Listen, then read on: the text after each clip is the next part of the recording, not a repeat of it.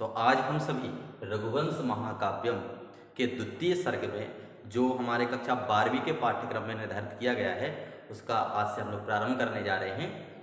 तो आइए देखते हैं हम लोग। तो चूँकि आप लोगों ने 1 से लेकर के 40 श्लोक कक्षा 11वीं में उनका अध्ययन किया है और अब हम 41वें श्लोक से रघुवंश महाकाव्यम का शुभारंभ करेंगे। तो चलते हैं सबसे पहले श्लोक की ओर कि इति प्रगल्भम पुरुषाधिराजो मृगाधिराजस्य वचो निशम्य प्रत्याहतास्त्रो गिरिशप्रभावादात्मन्यवज्ञां शिथिलीचकार। तो आप सभी विद्यार्थी इस श्लोक को बार बार पढ़ें, इसको दोहराएं जिससे यह श्लोक आपको याद हो। चलते हैं इसके सबसे पहले हम लोग संदर्भ समझेंगे कि संदर्भ क्या है। तो प्रस्तुत श्लोक महाकवि कालिदास द्वारा विरचित रघुवंश महाकाव्यम के द्वितीय सर्ग वशिष्ठ आश्रम अभिगमनम नामक शीर्षक से अवतरित है और इसका हम लोग अनुवाद देखते हैं। तो कहते हैं इति प्रगल्भम पुरुषाधिराजो, पुरुषाधिराजो अर्थात पुरुष अधिराजो, पुरुषों के राजा। अब यहाँ पर जो पुरुषों के राजा है वो कौन है? राजा दिलीप। तो पुरुषाधिराजो पुरुषों के राजा राजा दिलीप मृगाधिराजस्य, मृग अधिराज, यहाँ पर भी आप देखें मृग अधिराजस्य। अब यहाँ पर अधिराजस्य में षष्ठी व्यक्ति का एक वचन प्रयोग किया गया है अर्थात का की के रारी रे आप लोगों ने पढ़े होंगे। तो मृग अधिराज, मृग माने होता है पशु, अधिराज माने होते हैं राजा। तो मृगों के राजा अर्थात मृगराज, और मृगराज कौन है? शेर। तो शेर के बचो निशम, बचो माने बचनों को, वाणी को, निशम्य माने सुनकर। और जो यहाँ पर जो निशम्य शब्द प्रयोग किया गया है इसमें आपका लेप व्यत्यय है और लेप व्यत्यय वहाँ होता है जहाँ कर या करके का अर्थ प्रकट हो। तो हम लोग कह सकते हैं कि पुरुषाधिराजो, जो पुरुषाधिराजो है वो यहाँ पर आपका कर्ता कारक है।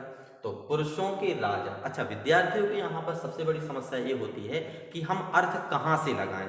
तो आप लोग कोशिश करें कि ये समझें कि कर्ता से जो जितने भी कर्ता हैं या उनके कर्ता के जितने भी विशेषण हैं उनको हम एक स्थान पर कर लें और बाकी शब्दों को हम लोग एक स्थान पर कर लें। तो पुरुषों के राजा ने मृगाधिराजस्य, मृगों के राजा अर्थात शेर के इस प्रकार प्रगल्भतापूर्ण वचनों को, अब यहाँ पर वचो निशम मतलब वचनों को, निशम माने सुनकर, प्रत्याहतास्त्रो गिरिश प्रभावात, प्रत्याहत अस्त्रो कि प्रत्याहत माने अवरुद्ध हो गया है, अस्त्रो अर्थात अस्त्र, यहाँ पर दीर्घ संधि का प्रयोग किया गया है। तो प्रत्याहत माने रुक गया है, अवरुद्ध हो गया है, अस्त्रो अर्थात अस्त्र, गिरिश प्रभावात, गिरिश माने शंकर भगवान के, प्रभावात माने प्रभाव से। तो जो हमारा अस्त्र है वह अवरुद्ध हो गया है, कैसे? तो कहते हैं गिरिश प्रभावात, शंकर भगवान के प्रभाव के कारण, आत्मनि अवज्ञाम शिथिली चकार, आत्मनि। अब आप यहाँ देखें प्रभावात, यहाँ ये दा लिखा हुआ है तो जस्व संधि के नियम से यहाँ पर तृतीय वर्ण हो जाता है।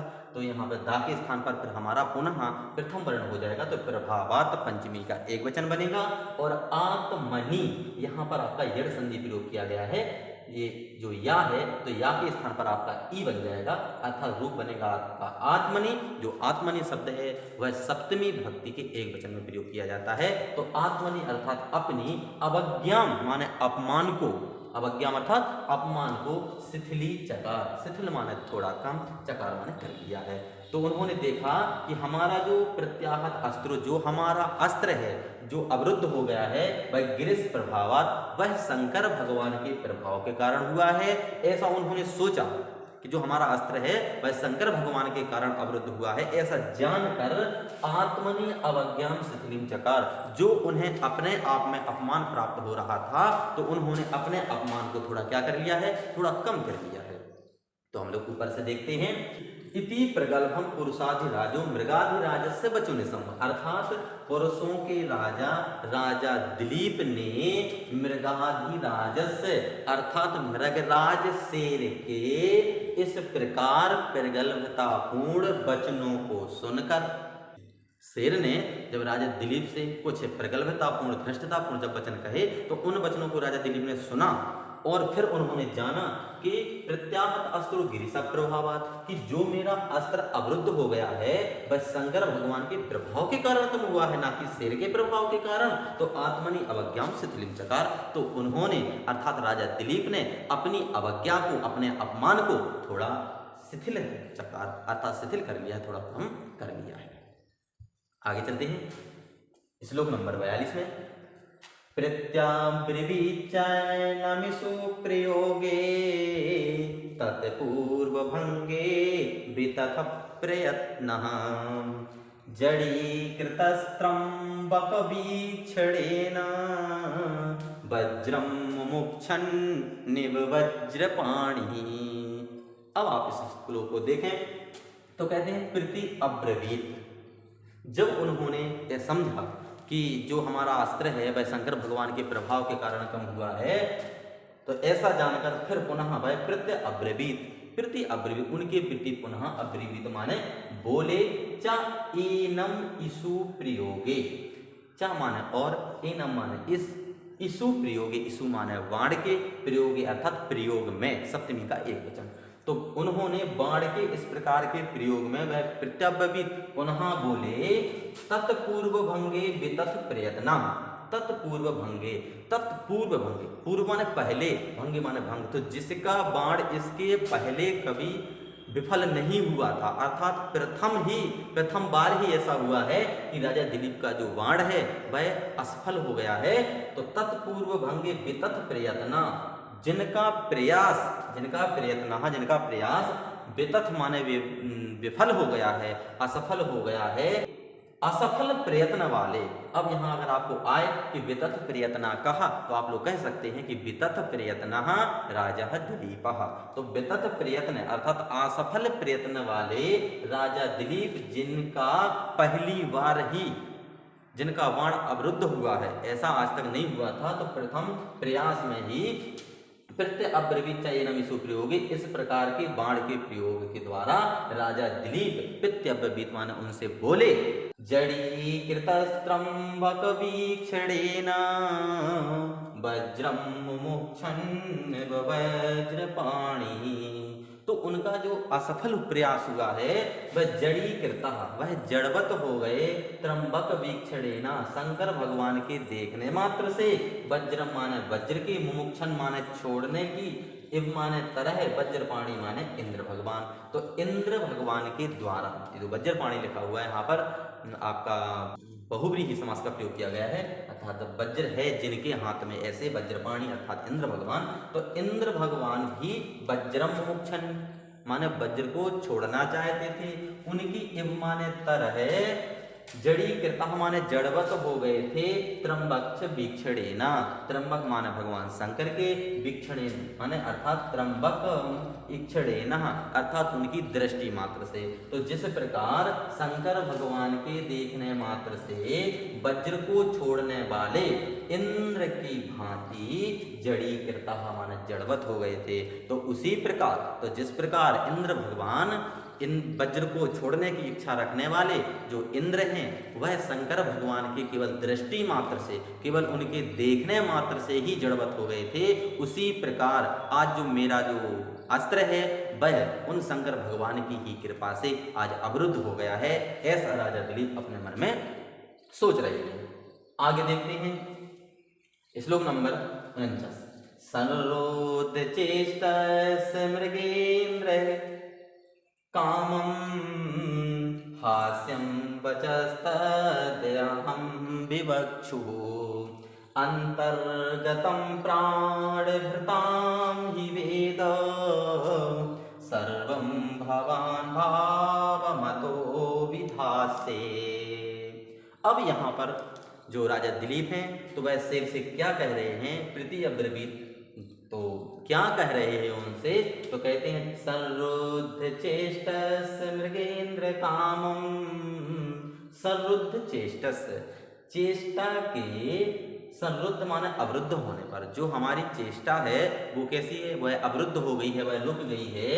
मृगेंद्र कामम, मृगेंद्र माने मृगों का जो इंद्र है अर्थात शेर है, तो शेर की काम माने अवश्य ही, तो अवश्य ही हे शेर। अब यहाँ पर जो मृगराज हैं तो कहते हैं हे शेर, सर्वुद्ध चेष्टा से कामम, निश्चय ही मेरी चेष्टा अवरुद्ध हो गई है, अर्थात मेरी चेष्टा के अवरुद्ध होने पर हास्यम बचः तद अहम विवक्षु, मैं जो आपसे कह रहा हूं तो हास्यम बचः, जो यह वचन है वो कैसे होंगे, हास्यप्रद होंगे, अर्थात मैं जो कहने जा रहा हूं वह निश्चित ही हास्यप्रद है।